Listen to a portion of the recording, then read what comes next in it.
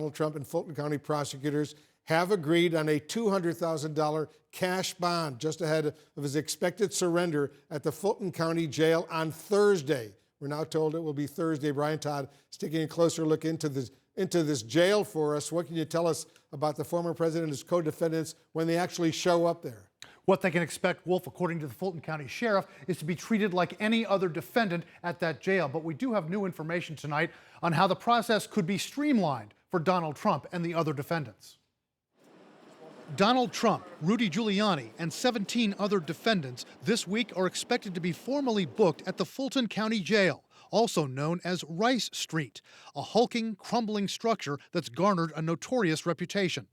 The sheriff of Fulton County insisting that, despite their high profiles, Trump and the others will be treated like every other defendant booked at this jail. If you're indicted, then we're going to treat you as though you were indicted here locally. And so we will continue to do fingerprints, mugshots, etc. What might it look like inside when Trump and the others formally surrender? Retired Fulton County Sheriff's Lieutenant Charles Rambo says normally people who are surrendering come through the facility's front door first. But regardless of which entrances Trump and the others arrive in, they would be packed down, led to the booking office in the rear. From there, they probably will have to have ties and shoestrings and all those type of things taken. Then from there, the persons would be fingerprinted, given a booking photo. Donald Trump and the other defendants are expected to be photographed for mugshots, but it's unclear when those pictures will be made public. People familiar with the process tell CNN normally those booked at this jail are searched thoroughly by a jail deputy and at some point given a medical examination and a pre-trial screening to determine if they can sign out on their own recognizance. But it's not clear if Trump or the other high-profile defendants in this case will go through those steps. For a normal defendant, it would take hours to go through those procedures. But with these defendants? I don't expect Trump to spend hours in this jail because the longer he is, I mean, it's a pain. It's going to be a hassle for the entire sheriff's department, or at least those that are at the jail when the president is there. It's going to be a circus.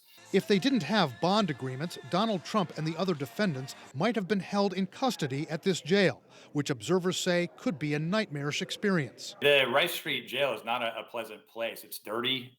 It's scary. Last month, the Justice Department launched a civil rights investigation into the Fulton County Jail following multiple deaths inside the facility. Last year, inmate LaShawn Thompson was found dead in his cell. His family says unsanitary conditions, including insect and lice infestation, contributed to his death. Even the sheriff agreed it was deplorable conditions, like a third world country. 3 officials at the Fulton County Jail stepped down earlier this year after a preliminary investigation into LaShawn Thompson's death. Sheriff Patrick Labatt acknowledges the poor conditions there. He says he welcomes the Justice Department investigation, and he has sought more than $2 billion in county funding to build a new jail. Wolf. Horrendous situation over there. Thanks very much, Brian Todd, reporting. I want to bring in CNN legal analyst Norm Eisen for more on the breaking news we're following. The breaking news that the former President Donald Trump will turn himself in to authorities down in Georgia on Thursday. What's your reaction, Norm? Well, Wolf, despite the fact that we've seen this before, there's no denying the historic nature of it. Even to have one surrender one time by a president, now the 4th time, these are some of the most serious charges he faces with some of the most serious penalties.